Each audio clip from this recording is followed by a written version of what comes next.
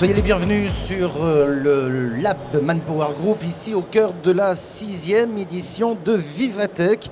Alors vous l'avez constaté, c'est le basculement, j'ai envie de dire, dans le monde du travail. Chez Manpower Group, une étude vient nous confirmer ces changements qui sont profonds. Les entreprises doivent s'adapter aux aspirations nouvelles, finalement, des talents. Il y a la pénurie des talents. Où sont-ils passés? C'est une bonne question et on va essayer de les trouver. Mais vous allez voir que grâce à la technologie, on peut peut-être des pistes pour détecter ces talents. Et puis les entreprises doivent aussi se réinventer quelque part, doivent se réinventer au niveau de la société. Dans ce contexte, il faut bien avancer. Il faut bien les trouver, ces talents, c'est ce que je vous disais. Et quand je parlais de technologie, cette étude nous apprend qu'une entreprise sur 3 prévoit de renforcer ses investissements dans l'intelligence artificielle dans les 12 prochains mois. C'est ce qui ressort de cette enquête. Nous avons donc voulu comprendre et interroger la place de cette technologie pour mieux cerner et développer l'employabilité des femmes et des hommes afin de pallier, vous me direz, aux pénuries de compétences. On va voir si on a les clés, en tout cas pour répondre, avec nos invités. Je salue tout d'abord Jessie Boucher. Bonjour. Merci d'être là. Vous êtes directrice conseil en gestion de carrière chez Talent Solutions. Nous avons tout au bout de la table Paul Courteau. Bonjour. Bonjour Paul, CEO de NeoBrain, et Robert Demory. Bonjour. Bonjour Michel. Alors vous êtes directeur du développement professionnel et de l'expérience collaborateur groupe La Poste. Merci en tout cas d'avoir accepté notre invitation. Je vais commencer avec vous, Robert. Au sein de La Poste, votre action, elle est double. Déjà, faire monter les compétences en interne, mais aussi recruter en extérieur et donc trouver ces talents qui manquent tant. Comment faites-vous ?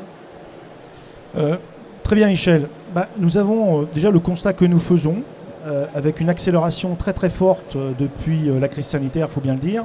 On a deux phénomènes qui apparaissent. Premier phénomène, on le retrouve dans toutes les entreprises. Les métiers sont en train de changer et la demande est très forte, une très forte tension sur un certain nombre de métiers. Donc sur ces métiers-là, c'est clair que nous devons innover en termes de recrutement interne aussi, j'y reviendrai. Le deuxième phénomène, c'est une évolution rapide des métiers et surtout des compétences. Avant, c'était simple. On faisait un métier, 2 métiers dans une carrière. Tout porte à croire qu'aujourd'hui, et ça sera encore plus vrai dans le futur, quelqu'un qui démarre dans le monde professionnel aujourd'hui fera 3-5 métiers entre guillemets dans sa carrière. Donc le point important, c'est de passer d'une logique de métier à une logique de bouquet de compétences. Ouais. Vous parliez effectivement de bouquet de compétences. C'était les profils que vous recherchiez. C'est intéressant parce que ça permet effectivement, à partir d'un bouquet de compétences, de pouvoir avoir une palette, si j'ose dire, de savoir-faire. Et donc d'être employable. Jessie Boucher, moi, ce terme employabilité, vous savez que c'était un mot qu'on n'utilisait jamais avant. C'était mal vu. Et bien maintenant, il revient dans le vocabulaire. Qu'est-ce qu'on entend par employabilité ? C'est-à-dire quelqu'un de formé, disponible et prêt à occuper le poste tout de suite ? Oui, tout à fait, Michel. Effectivement, si on reprend les définitions les plus pertinentes, il en ressort 3 sens combinés. Le premier, c'est bien évidemment la probabilité d'une personne à retrouver un emploi sur le marché, c'est donc son attractivité. Un deuxième, c'est plutôt sa capacité finalement à s'adapter tout au long de sa vie professionnelle. Et cette adaptation, elle peut se faire aussi bien dans une organisation, une seule et unique, ou bien lors d'une période de transition professionnelle. Enfin, le troisième va relever de son histoire professionnelle et dans ce cas-là, va dépendre finalement de ses connaissances, ses qualifications et son savoir-être. D'ailleurs, on remarque qu'aujourd'hui, les recruteurs s'attachent davantage à évaluer toute la dimension comportementale et non plus les savoirs qui peuvent s'acquérir finalement plus facilement. J'ouvre une parenthèse, Robert Demory, c'est ce que vous faites, vous, je pense aux collaborateurs internes, les rendre employables parce que vos métiers ont changé au sein même du groupe La Poste. Oui, tout à fait, Michel. Nous sommes aujourd'hui à Vivatech. Je prends l'exemple des facteurs, c'est ce qui me passe, qui sont très digitaux aujourd'hui. Absolument. Nous sommes aujourd'hui à Vivatech. Vous avez raison, rebondissons sur le facteur.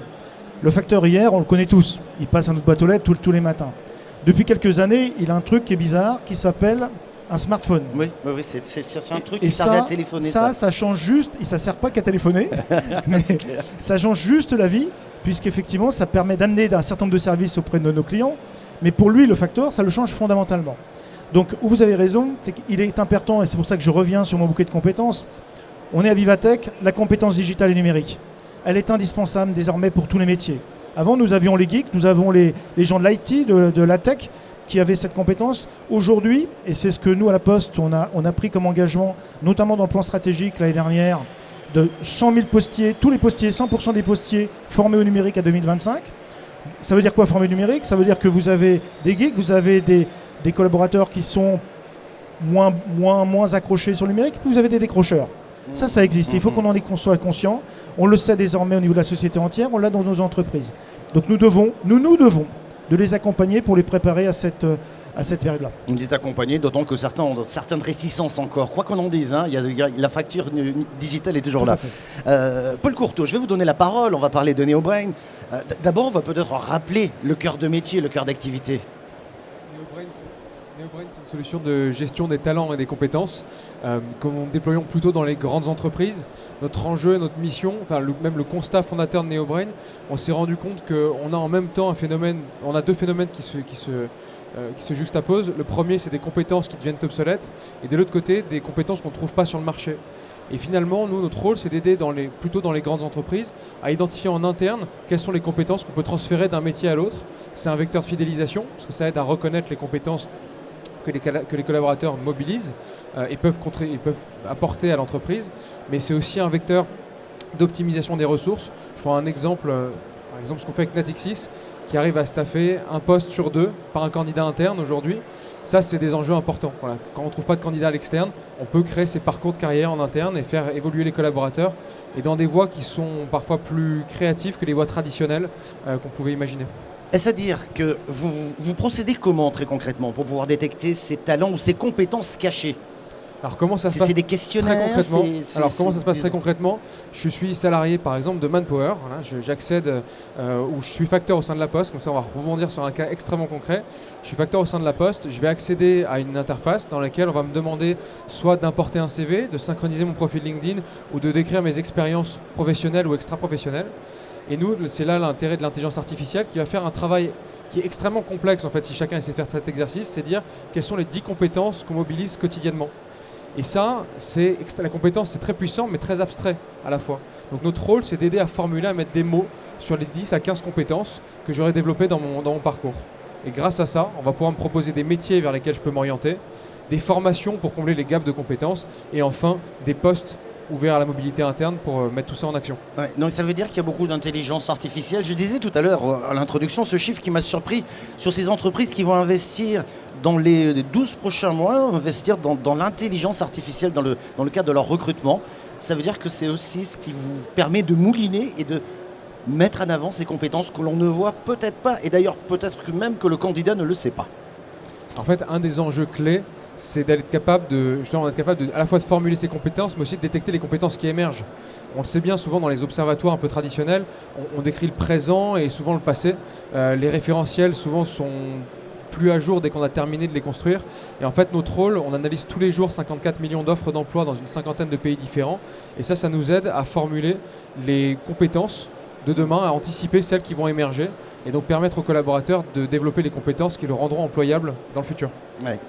Jessie Boucher, vous, chez Talent Solutions, j'ai noté qu'il y avait un S à solution, donc au pluriel. Donc vous proposez, j'imagine, différentes solutions pour apporter, je dirais, la compétence qu'attendent les entreprises qui recrutent, vos entreprises clientes, hein, finalement aussi. Oui, tout à fait. Nous, notre métier au sein de Talent Solutions, c'est d'accompagner la transformation des équipes et des organisations. Au cœur de notre action, en fait, nous aidons nos clients à bâtir leur stratégie RH pour répondre à leurs enjeux business. Et effectivement, ça passe par l'attraction, l'attractivité de l'organisation, la transformation des compétences, leur développement, jusqu'à finalement l'accompagnement de toutes les mobilités qui peuvent se réaliser en interne comme en externe. Ça veut dire que ça va bien au-delà de la recherche de la compétence, si je me suis bien. Il faut que l'entreprise soit marque employeur finalement, qu'elle fasse preuve aussi d'un engagement, qu'elle fasse preuve d'une possibilité de répondre aux aspirations des compétences. Pour la Poste, ça ne va pas être simple parce que vous êtes en pleine mutation depuis plusieurs années. Michel, il faut se le dire, le rapport de force a changé. C'est-à-dire que avant, si vous preniez, mettons, les alternants, vos alternants, vous les preniez, vous en embauchiez peut-être 1 sur 4, 1 sur 5. Aujourd'hui, nous avons y compris des difficultés à trouver des alternants. Alors, un jeune solution a fait beaucoup d'œuvres, mais le rapport de force a vraiment changé. Donc ce qui fait qu'effectivement, côté entreprise, nous devons encore une fois innover. C'est valable aussi pour nos employés, au sens anglo-saxon du terme. C'est-à-dire qu'aujourd'hui, depuis maintenant 4-5 ans, si je prends la poste par rapport à votre question, nous avons mis en place des dispositifs qu'on appelle les parcours pionniers, des itinéraires balisés, qui permettent à des facteurs, qui permettent à des guichetiers, chargés de clientèle dans notre appellation, d'atteindre des métiers de développeurs-concepteurs, d'atteindre sur des métiers de la cybersécurité. Tout ça, entre guillemets, l'année dernière, c'est pas moins de 500 collaborateurs en tout qui ont changé de métier par ces biais-là. Et on voit bien qu'à un moment donné, il faut être à l'attente, et ça rejoint ce que disait Paul. Quelles sont les compétences que vos collaborateurs ont développées depuis que vous les avez embauchés? Parce que quand vous les avez embauchés, vous avez envoyé le CV. Vous avez tout, entre guillemets, les passages et les étapes administratives. Mais qui sait qu'entre-temps, ils ont appris le japonais couramment? Qui sait qu'entre-temps, entre guillemets, il a développé par tel MOOC, tel certificat? C'est vrai. Et ça, il est juste capital pour l'entreprise désormais de rééquilibrer et d'aller chercher justement ses compétences chez le collaborateur, de voir ses aspirations et qu'est-ce qu'on peut lui proposer comme dispositif, entre guillemets, sur les nouveaux métiers. Ouais. Jessie Boucher, vous aussi, vous faites appel à de l'intelligence artificielle finalement pour aller détecter des talents que vous demandent les entreprises? Oui, bien sûr. D'une part, parce que la première chose à faire, c'est déjà identifier les compétences. Comme Robert vient de le dire, les compétences qui sont disponibles dans l'organisation. Et ça, effectivement, on a des expériences communes avec Paul et ça nous permet vraiment d'avoir cette facilité d'identification et après aussi une dimension plus de matching entre les compétences recherchées et finalement les compétences que souhaitent mobiliser les salariés. Justement, Paul, au-delà de détecter des compétences, on a utilisé le terme de matching. C'est intéressant, ça. Vous allez jusque-là, c'est aussi la finalité de NeoBrain? En fait, on se rend compte que pour faire rencontrer l'offre et la demande dans l'entreprise, un des enjeux, c'est bien sûr, il faut que le salarié soit acteur de son parcours, il faut qu'il s'approprie ses compétences. C'est pour ça que je vous racontais ce parcours d'abord en tant que salarié, ça part de là. Mais de l'autre côté, ce qui est important, c'est aussi de rendre visibles ses compétences en interne, notamment pour les managers et les équipes RH. Notamment dans les grandes entreprises, on le décrivait tout à l'heure, il y a plein de compétences qui sont méconnues. Et donc cette fameuse, nous on appelle ça, et c'est quelque chose qui se développe beaucoup en ce moment, en bon français, l'Internal Talent Marketplace. Ouais. Donc on inverse le processus où finalement, à un moment où le pouvoir de force s'inverse, on vient identifier pour un manager, j'ai un poste ouvert, je ne trouve pas de candidat à l'externe, ça fait 3-4 mois, on a du mal à recruter, je vais pouvoir identifier si en interne il y a des candidats qui peuvent correspondre à mon besoin. Et en faisant ce matching dans les deux sens, c'est comme ça qu'on optimise, on limite ces frictions. Ouais. Je m'interroge, au-delà des technologies, je m'adresse à vous, Robert Demory pour La Poste, est-ce qu'il n'y a pas aussi un travail de sensibilisation à faire auprès des personnes qui aimeraient peut-être changer de job, sans parler de techno, mais qui n'osent pas? Qui n'osent pas parce qu'elles se disent « Non, moi j'ai toujours fait ça et on ne me laissera pas la possibilité de... ou j'y arriverai pas ». Alors Michel, toutes les entreprises qui ont démarré sur cette transformation, et encore une fois, nous n'aurons pas le choix, on rencontre deux écueils sur le plan culturel. Premier écueil sur le plan culturel, ce sont les managers. Oui. Je vais la faire en termes très simples. Le mouton à 5 pattes, quand vous aviez un besoin, c'est fini. Vous allez peut-être en retrouver quelques-uns, mais c'est fini. Donc il va falloir accepter de retrouver sa fonction première, de comment je vais embarquer et faire grandir les collaborateurs par rapport à mes métiers de demain. Mais la deuxième, surtout, vous avez raison, parce que c'est cela auquel vous pensez. La bonne culture française du diplôme à 20 ans et sur lequel je fais toute ma carrière sur la base de ce diplôme, avec une culture un peu corporatiste, disons-le, voilà. Ça, c'est terminé aussi. Ce qui veut dire que, en fait, ça concerne tous les salariés eux-mêmes. Vraiment, la question, il va falloir apprendre à apprendre en permanence tout au long de sa carrière. Il va falloir apprendre à renégocier le contrat social avec son entreprise, dans le sens où Paul le disait, c'est-à-dire que ce que j'apprends, être conscient de ces compétences que j'ai détectées, que j'ai développées moi à titre personnel, les partager avec mon entreprise, être conscient de partager aussi ses aspirations. Ben voilà, j'ai envie de changer de métier. Et c'est ça le nouveau contrat social entre l'entreprise et les salariés qu'il va falloir mettre en place. Une chose est sûre, aujourd'hui, ces technologies et cette intelligence artificielle permettent d'affiner davantage et de mieux comprendre le profil de ces personnes-là, peut-être avec des compétences insoupçonnées. Paul Courteau, vous comptez aller plus loin, je crois, dans tout ce que vous faites aujourd'hui. Quels sont les projets chez NeoBrain? Alors les projets chez NeoBrain, on a plusieurs enjeux. On a levé il y a 2 mois à peu près, on a levé 20 millions d'euros pour nous permettre d'accélérer en France et à l'international. On a plusieurs enjeux, on a 3 grands enjeux cette année. Le premier, on s'est rendu compte, et pour nous c'est un constat fort, et Robert le disait, c'est que impliquer le manager dans la gestion des compétences, c'est clé pour que la démarche se pérennise. Sauf que souvent, quand on parle de compétences pour les managers, la première réflexe, et c'est 100% des cas, c'est oui, mais vous allez vous en servir pour piquer des gens dans mon équipe. Parce que moi, je forme bien dans mon équipe et après, ça va être visible. Et voilà. Bon. Ça, c'est classique. Et donc, en fait, on s'est rendu compte et on a beaucoup travaillé avec nos clients sur comment est-ce qu'on arrive, et avec les managers, comment est-ce que la compétence peut leur être utile au quotidien. Et là, on a un premier axe de développement. On renforce tous les outils de pilotage pour le manager et finalement pour que dans son équipe, il puisse répondre à une question, c'est qui développer sur quelles compétences pour avoir l'impact maximal sur la performance de mon équipe. Ça, c'est le premier gros challenge. Le deuxième challenge, c'est ce qu'on appelle, pareil en bon français, le Strategic Workforce Planning. On s'est rendu compte qu'on vit dans une incertitude de plus en plus forte. Ça, c'est un fait. Voilà. Donc maintenant, comment est-ce qu'on s'adapte face à ça? Et on s'est rendu compte que donner des outils de simulation, de créer des hypothèses. Et s'il se passait ça, qu'est-ce que ça donnerait? Comment évolueront nos compétences demain? Est-ce qu'on a les compétences en interne pour faire ça, etc. Permettre de simuler ces hypothèses, pour nous, c'est un moyen de renforcer la résilience de l'organisation. Donc c'est un deuxième volet sur lequel on investit beaucoup. Et le troisième volet, et je terminerai par ça, c'est on se rend compte, et ça c'est quelque chose qu'on a beaucoup vu, notamment avec des DRH anglo-saxons, ils considèrent la mobilité différemment. La première fois qu'on est arrivé et que j'ai fait mon premier pitch devant un DRH américain, il m'a dit « super ». Ça va pas du tout marcher chez nous. Bon, je me suis dit, bon, pourquoi? C'est quoi la mobilité, les compétences? Et ils l'envisagent très différemment. Pour eux, c'est avant de parler de poste, on parle de projet, on teste.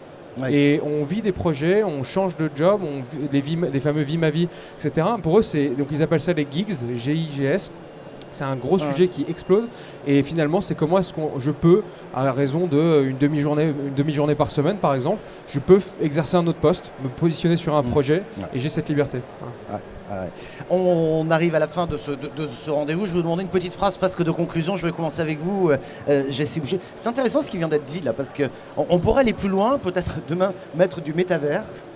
Hein, j'exagère encore, mais bon, pourquoi pas pour vivre la vie de quelqu'un d'autre. En conclusion, Jessie, vous diriez quoi aujourd'hui? Oui, alors en un mot, effectivement, le marché français du travail a toujours été très conformiste. Effectivement, pour être recruté, il fallait avoir exercé le même poste dans une entreprise similaire pendant au moins 5 ans. La pénurie des talents aujourd'hui offre la possibilité aux organisations de s'enrichir avec des profils